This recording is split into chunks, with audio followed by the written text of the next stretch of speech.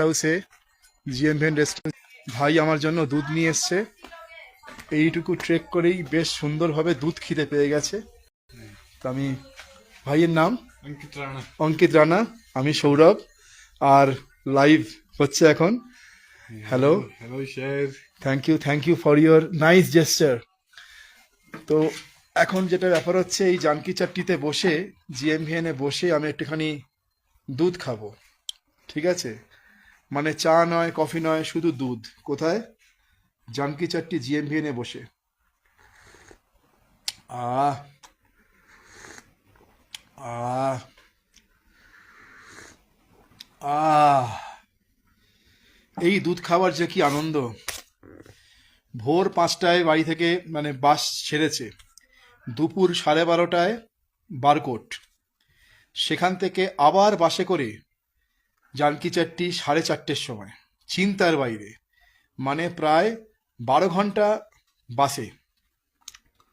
তারপরে একটুখানি দুধ দরকার। আহ অসাধারণ, শরীরে তেজ পাচ্ছি।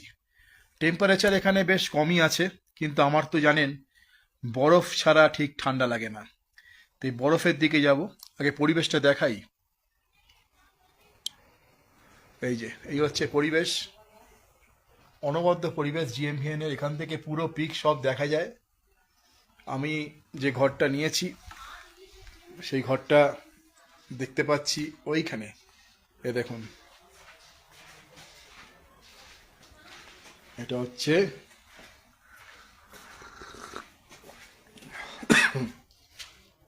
ডরমিটরি একদম। এইখানে আমি থাকবো আজকে। দুটো বাথরুম আছে, দারুণ সুন্দর। হুম।